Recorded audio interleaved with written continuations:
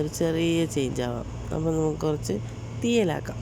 അതിനായിട്ട് കുറച്ച് തേങ്ങ എടുത്ത് വറുക്കുക. ഒരു മുക്കാപ്പരുവം മൂപ്പാകുമ്പോൾ, മുക്കാലല്ല ഒരു അരപ്പരുവം ആകുമ്പോഴത്തേക്ക് നമുക്കതിലേക്ക് കുറച്ച് കുഞ്ഞുള്ളി അരിഞ്ഞതും കുറച്ച് വെളിച്ചെണ്ണ ഒഴിച്ച് കൊടുക്കാം. വെളിച്ചെണ്ണ ഇതിന് നല്ലത്. വെളിച്ചെണ്ണ ഒഴിച്ച് നന്നായിട്ട് ഒരു മുക്കാപ്പരുവം വരെ മൂപ്പിച്ചെടുക്കുക. അതിനുശേഷം അതിലേക്ക് 1 ടീസ്പൂൺ മുളക് പൊടി, 1 ടീസ്പൂൺ മല്ലിപ്പൊടി, 1/4 ടീസ്പൂൺ മഞ്ഞൾപ്പൊടി, കുറച്ച് കുരുമുളക്. എരി കുറഞ്ഞിരിക്കുന്നതായിരിക്കും നല്ലത്. ഒരുപാട് എരിയായ ഈ കറിക്ക് ടേസ്റ്റ് കാണില്ല.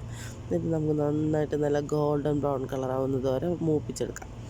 നന്നായിട്ട് മൂത്തതിന് ശേഷം നമ്മൾ ഗ്യാസ് ഓഫ് ചെയ്ത് തണുക്കാൻ വയ്ക്കാം. ആ സമയം കൊണ്ട് നമുക്ക് കുറച്ച് പച്ചക്കറി എടുക്കാം. ഇത് ഞാൻ റിയാദിലേക്ക് കണ്ടിട്ടുള്ളൂ, നാട്ടിൽ കണ്ടിട്ടില്ല ഈ പച്ചക്കറി. കൂസയെന്ന് പറയും. അപ്പോൾ അതെടുത്തിട്ടുണ്ട്. 2 ഉരുളക്കിഴങ്ങ് എടുത്തിട്ടുണ്ട്.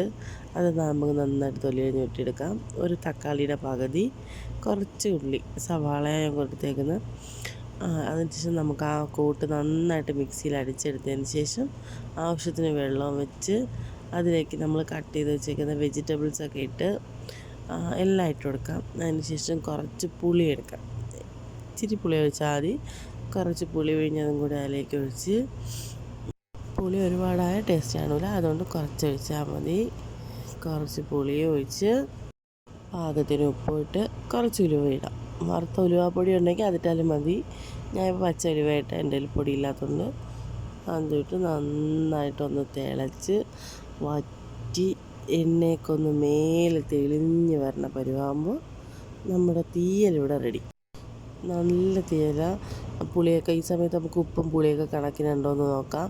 പുളിപ്പ് ഇഷ്ടമുള്ളവരാണെങ്കിൽ കുറച്ച് പുളി ഒഴിക്കാം, ഇഷ്ടമില്ലാത്തവരാണെങ്കിൽ ഇത് മതി. Okay, tata bye bye, see U.